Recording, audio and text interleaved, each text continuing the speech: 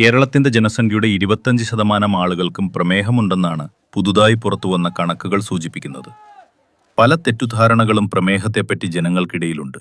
അതിൽ പ്രധാനപ്പെട്ട ഒന്നാണ് പ്രമേഹം വന്നാൽ ഒരിക്കലും മാറില്ല എന്നുള്ളത്. മറ്റൊരു തെറ്റിദ്ധാരണ എന്തെന്നാൽ മരുന്ന് കഴിച്ചു തുടങ്ങിയാൽ നിർത്താൻ കഴിയില്ല എന്നുള്ളതാണ്.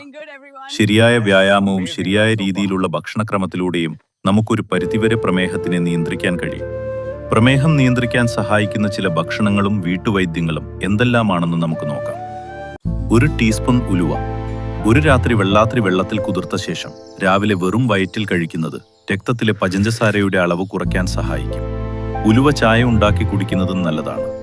ഞാവൽപ്പഴത്തിൽ ആന്റി ഓക്സിഡന്റ് ധാരാളമായി അടങ്ങിയിട്ടുണ്ട്. ഇത് രക്തത്തിലെ പഞ്ചസാരയുടെ അളവ് കുറയ്ക്കാൻ സഹായിക്കുന്നു. നിങ്ങളുടെ വെള്ളത്തിലോ ചായയിലോ ഒരു നുള്ള് കറുവപ്പട്ട പൊടി ചേർത്ത് കഴിക്കുക. ഇത് ഇൻസുലിൻ സംവേദനക്ഷമത വർദ്ധിപ്പിക്കാൻ സഹായിക്കുന്നു.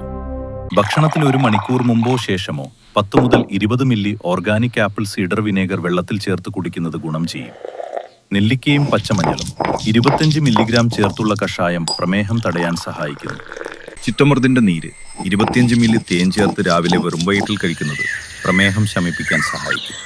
മത്തനില, ചേമ്പില തുടങ്ങിയ ഇലക്കറികൾ ഭക്ഷണത്തിൽ ഉൾപ്പെടുത്തുന്നത് പ്രമേഹ നിയന്ത്രണത്തിന് ഫലപ്രദമാണ്.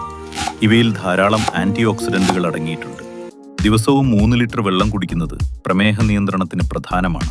കൂടാതെ ഉപ്പ്, പാലുൽപ്പന്നങ്ങൾ, ധാന്യങ്ങൾ, കഫീൻ, വറുത്ത ഭക്ഷണങ്ങൾ, വെളുത്തയരി, പഞ്ചസാര, മദ്യം എന്നിവയുടെ ഉപയോഗം പരിമിതപ്പെടുത്തുകയും ഗ്ലൈസീമിക് ഇൻഡെക്സ് കുറവുള്ള പഴങ്ങളും പച്ചക്കറികളും ധാരാളം കഴിക്കുക. ദിവസേന കുറഞ്ഞത് 30 മിനിറ്റെങ്കിലും വ്യായാമവും പ്രാണായാമവും ചെയ്യുന്നത് ആരോഗ്യകരമായ ജീവിതശൈലിയുടെ ഭാഗമാക്കണം.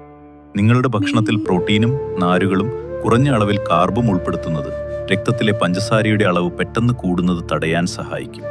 ഈ പറഞ്ഞ ചികിത്സാരീതികൾ ആരംഭിക്കുന്നതിന് മുൻപ് ഒരു ഡോക്ടറുടെയോ ആരോഗ്യ വിദഗ്ധന്റെയോ നിർദ്ദേശം തേടേണ്ടത് അത്യാവശ്യമാണ്. ഇതുപോലുള്ള ഹെൽത്ത് റിലേറ്റഡ് വീഡിയോകൾക്കായി ഡോക്ടർ AI സബ്സ്ക്രൈബ് ചെയ്തോളൂ.